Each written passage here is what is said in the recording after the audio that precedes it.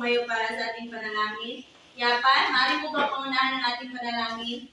The Father, the Son, and the Holy Spirit. Amen. Bago kayo umupo, pulutin niyo muna ang mga basura na lahat ng inyong makikita at paghanay ng maayos ang mga upuan.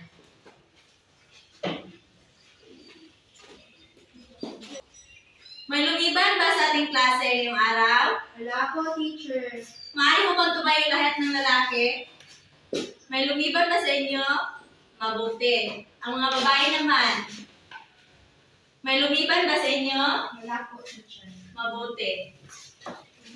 Ngayon, tignan nyo inyong mga kaklase o inyong mga katabi. Meron ba kayong napansin?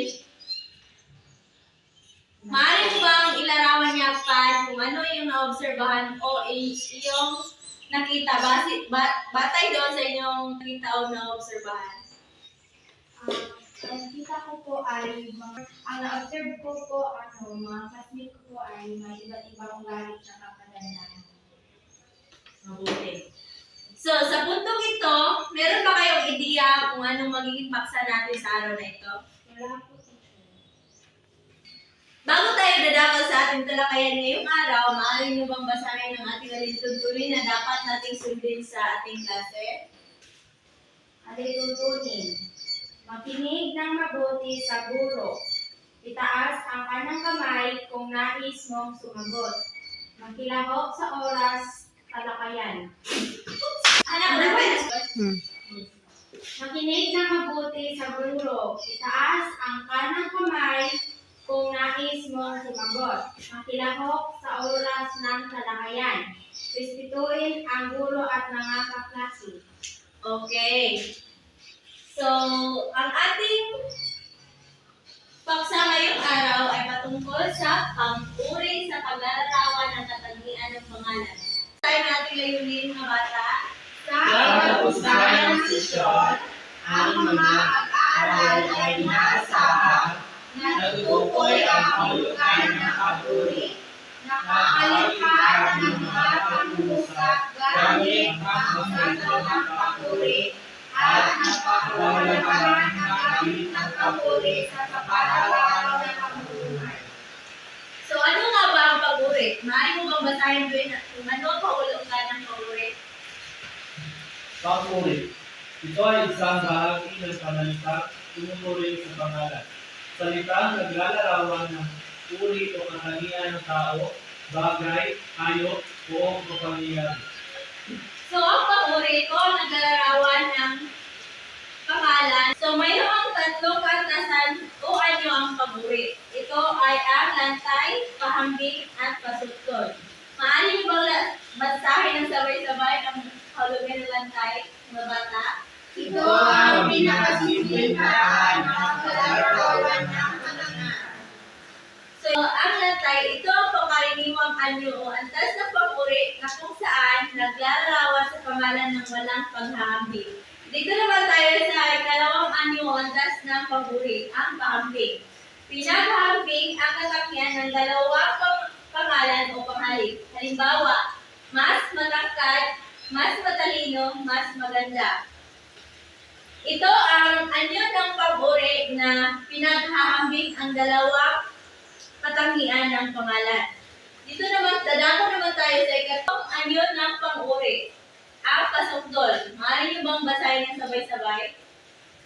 Ang Ang ito ng pang-uri ay ginagamit upang ikumpara ang tatlo o higit ang pangalan na naglaman ng pinakamataas na antas ng katangian. So, ang anyong ito ang naghambing sa dalawa o tatlong pangalan. Halimbawa dito ang pinakamataas, pinakamatalino, pinakamaganda. Meron akong halimbawa dito sa mga antas ng pag-uri. Maaari niyo bang basahin? si Hana ay maganda. Saan dito ang salita na naglalarawan? Maganda. Maaari mo bang salungkitan libre?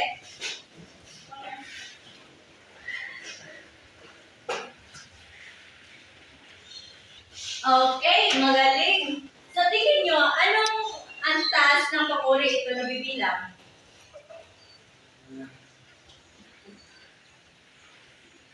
Libre? Lantay. Magaling. Sa ikalawang pangungusap naman, maaari niyo bang basahin?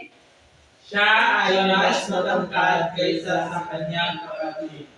Rena, maaari mo bang salungguhitan ang salitang naglalarawan sa pangalan?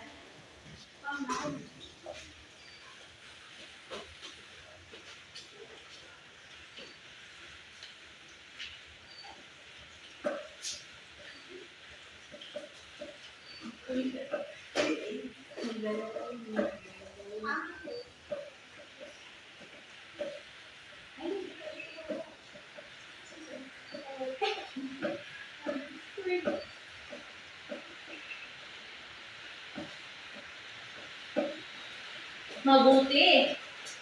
Saan dito ang salitang inilarawan ng matangkad? Siya. Sa tingin niyo, saan kanyo ng pag-uri ito nabibilang? Mga magaling. Sa ikatlong pangusap naman, maaari niyo bang basahin?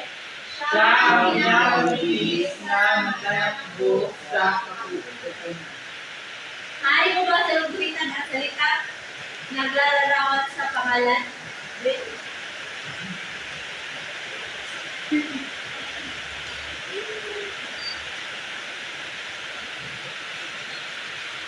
Magaling. Sa tingin niyo, saan ang taas ng pag-uri ito nabibilang? Okay? Masugot yun. Tama. Wala na ba kayong tanong batay doon sa ating talakayan ngayong araw? Yan na po. Kung gano'n, meron akong ipapagawa sa inyo. Sa puntong ito ay papakatid ko kayo ng dalawang pangkat. Ito ang unang pangkat at ito ang pangalawang pangkat.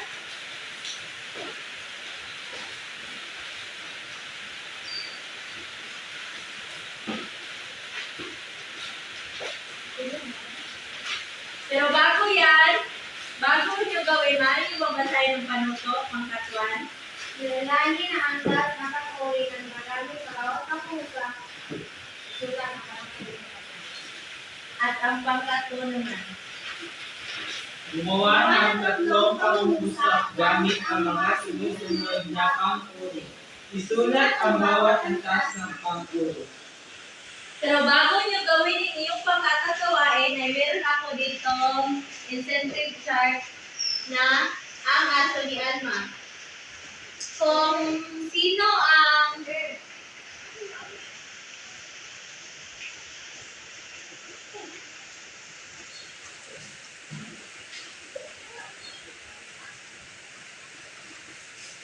asong ito ay may katumbas na 10 puntos. At ang asong ito naman ay may 5 puntos. Dito naman ay para sa ating rubrics sa pangkatang gawain, operasyon may 5 puntos, katahimikan may 5 puntos, takdang oras 10 puntos, kabuuan 20 puntos. Maaari nyo nang simulan.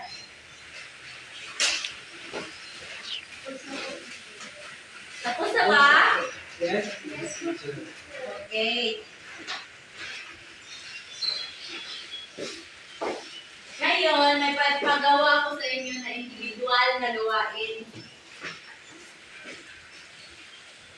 Maaari nyo bang basahin? Gumawa Gumawa ng ng pangungusap na naayos sa antas ng pangpuri, lantay, pangpit, pasulat, at salunggitan ang pangalan ng ilaw. Kumuha kayo ng sangkapat na papel at doon yung sagutan ang tanong. Tapos na ba?